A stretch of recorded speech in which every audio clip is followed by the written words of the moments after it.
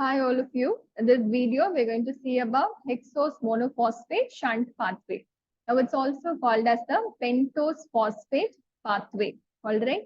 The two main products out of this pathway are the NADPH and the pentoses. Now, NADPH is necessary for reductive biosynthesis of fatty acids and then steroids, cholesterol, and then you need it for free radical scavenging, especially to maintain the levels of glutathione, maintain the levels of reduced glutathione. And then you need it for maintaining the lens transparency, for detoxification, for maintaining RBC membrane integrity. For these purposes, you are in need of NADPH. And pentoses for the synthesis of nucleic acids. Yes, riboses for nucleic acid synthesis we are in need of. So these are the two important products which we get out of this HMP shunt pathway. So since it's a shunt pathway, there is no ATP produced here. Okay, since it's a shunt pathway, there are no ATPs produced here. All right. Now let's get into the pathway of hexose monophosphate shunt pathway. Now there are two important phases this pathway is divided into. One is the oxidative phase and the other one is the non-oxidative phase. So the end of oxidative phase, we get the pentoses. Yes. So oxidative phase is nothing but it's irreversible phase. Yes, it's the irreversible steps. It starts with glucose 6-phosphate. Yes, glucose 6-phosphate is the initial substrate for this HMP shunt pathway. Now, this irreversible step, these oxidative phases give us NADPH. The oxidative phase give us NADPH. And non-oxidative phase, they are reversible. Yes, and they give us pentoses. Yes, they give us pentoses and various other intermediates. All right. Now, these are the two different phases that we are going to study under HMP shunt pathway. Now let's see glucose 6-phosphate. Yes, glucose 6-phosphate. Consider 3 molecules of glucose 6-phosphate entering into the HMP shunt pathway. Now what happens? The glucose 6-phosphate, one oxidation step occurs by dehydrogenation. Okay. Now as a result of which we get 6-phosphogluconolactone. 6-phosphogluconolactone. Yes. So in this step, there is dehydrogenation. So what is the enzyme? Glucose 6-phosphate dehydrogenase enzyme. Glucose 6-phosphate dehydrogenase is the enzyme. So where does this hydrogen go? Hydrogen is accepted by NADP forming NADPH. Yes, forming NADPH. Similarly, the other two glucose 6-phosphate molecules also forms phosphogluconolactone. Yes, 6-phosphogluconolactone by the enzymes glucose 6-phosphate dehydrogenase. And we get NADPH. All right. Now, this 6-phosphogluconolactone is going to get converted to 6-phosphogluconate. Yes, 6-phosphogluconate. This is by an enzyme hydrolase. This is by an enzyme hydrolase. Okay. And this 6-phosphogluconate is going to get converted to ribulose 5-phosphate. Ribulose 5-phosphate. Now, this step is again an oxidation step by dehydrogenation. So, here 6-phosphogluconate, dehydrogenase. Yes, dehydrogenase. So even in this step, where does the hydrogen go? It is accepted by NADP plus forming NADPH. All right, this is the decarboxylation step. So a carbon dioxide is removed. Carbon dioxide is removed. So again, the same way, 6-phosphogluconolactone is converted to 6-phosphogluconate, which then is converted to ribulose 5-phosphate. Yes, ribulose 5-phosphate. The same thing occurs here also. Thus, we have now 3 ribulose 5-phosphate from 3 glucose 6-phosphate. All right. And then we have 2 molecules of NADPH, which is formed from 1 glucose 6-phosphate. So out of 3 glucose 6-phosphate, how many NADH have we got? NADPH, sorry. How many NADPH? It is 12 NADPH from 6 molecules of glucose 6-phosphate. Okay, and then how many carbon dioxide will be eliminated? 6 molecules of carbon dioxide will be eliminated from 6 glucose 6-phosphate. Yes, so this is what is oxidative phase. This is what is oxidative phase. Now let's move on to understand the non-oxidative phase. Now let's start with ribulose 5-phosphate. Yes, thus we have formed ribulose 5-phosphate.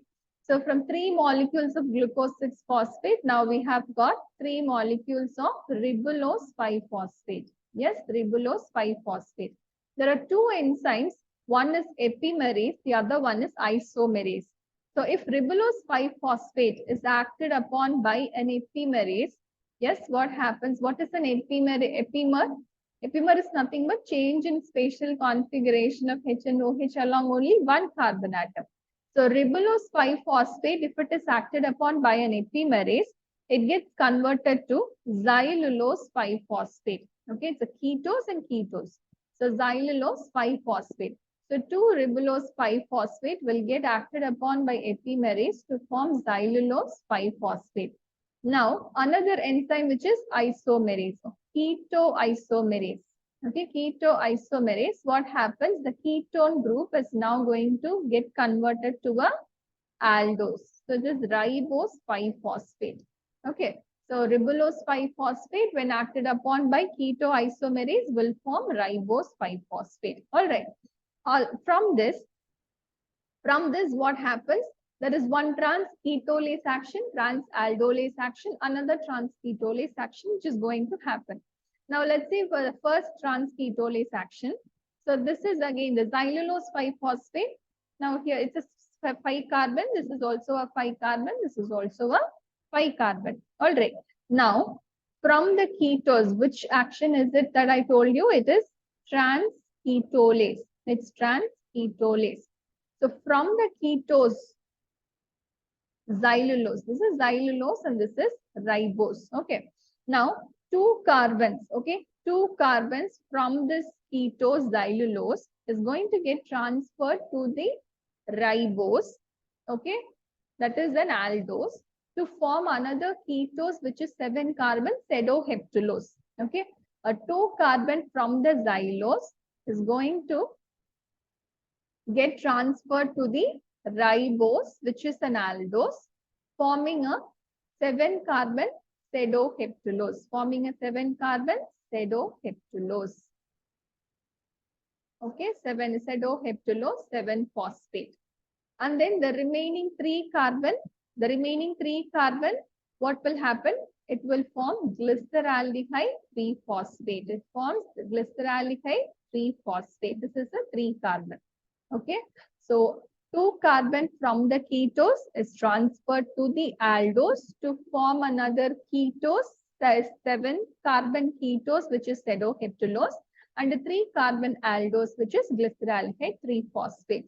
All right. Now this is the trans-ketolase action. This is the trans-ketolase action. Now next action is what? The next action is trans-aldolase. So what happens in trans-aldolase? There is the 7 carbon and the 3 carbon. Okay. Now I'm going to transfer 3 carbon from the ketose to the aldose, forming a 6 carbon ketose, which is fructose 6-phosphate. Okay. So let's see a trans-aldolase action. What happens? A trans-aldolase. 3 carbon from the pseudoheptulose is transferred to the 3 carbon glyceraldehyde 3-phosphate to form a 6 carbon fructose 6-phosphate. To form a 6 carbon fructose 6-phosphate. And the remaining 4 carbon aldose is formed, which is erythrose 4-phosphate, a 4-carbon aldose which is formed, which is erythrose 4-phosphate. All right. This is trans-aldolase action. Now, this is again followed by another trans-ketolase action between the xylulose 5-phosphate, the another xylulose 5-phosphate and this erythrose 4-phosphate. Now, what is this action? What is this reaction that I told you? This reaction is going to be a trans-ketolase. Yes, a trans-ketolase. So now what happens? The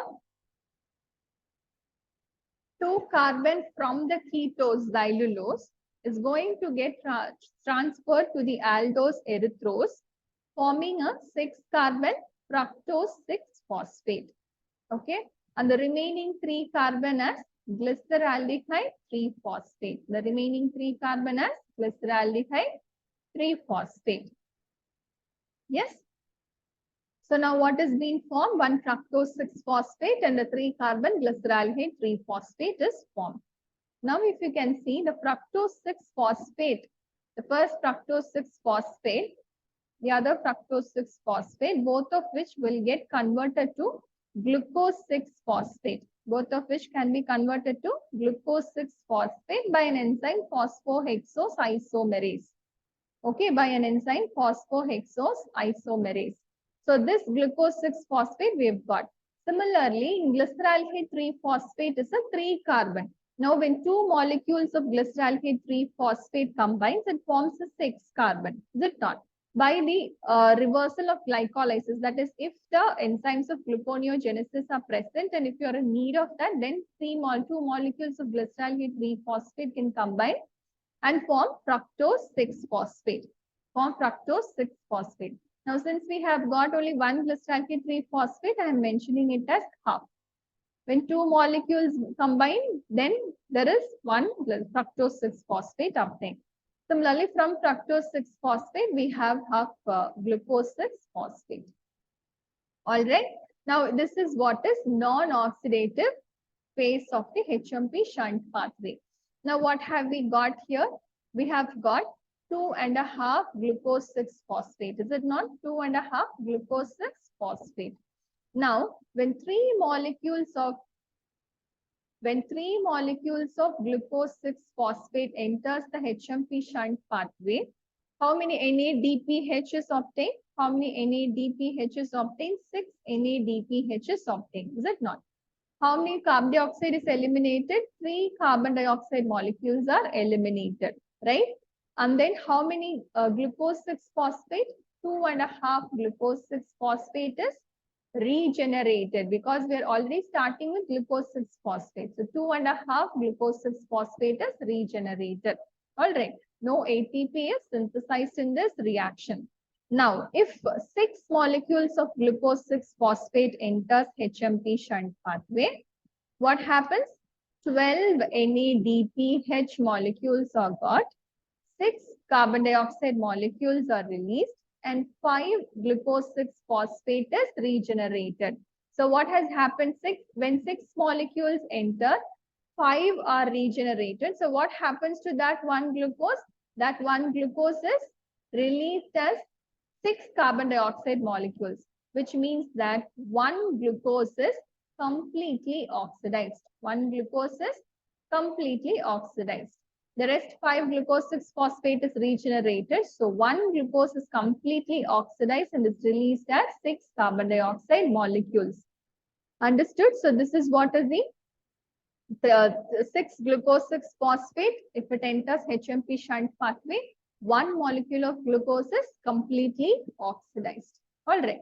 Now, how is it regulated? How is this pathway regulated? The regulation is glucose 6-phosphate dehydrogenase is the rate limiting step of this reaction. Which is the rate limiting step? Glucose 6-phosphate dehydrogenase is the rate limiting step of this reaction. So based on the requirement of NADPH, yes, requirement of NADPH and the riboses. Okay, requirement of NADPH and riboses regulates this pathway. All right. Now, G6PD is inhibited by NADPH. Yes, G6PD is inhibited by NADPH. If there is more NADPH, then obviously you don't need this pathway to run.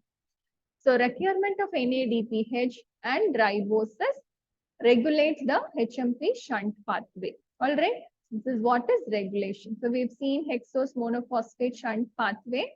What are the two main products, NADPH and the ribosis? Now we have two phases here, oxidative phase and non-oxidative phase. Out of oxidative phase, we get NADPH. Out of non-oxidative phase, we get the pentoses. All right. And then how is it regulated? It is regulated by the rate limiting step glucose 6-phosphate dehydrogenase enzyme, and the requirement of NADPH and ribosis regulates the pathway. When 6 molecules of glucose 6-phosphate enter this pathway, we get 12 NADPH, and then 6 carbon dioxide is eliminated, and then 5 glucose 6-phosphate is regenerated back, which means that 1 glucose is completely oxidized in this pathway. All right. Thank you all.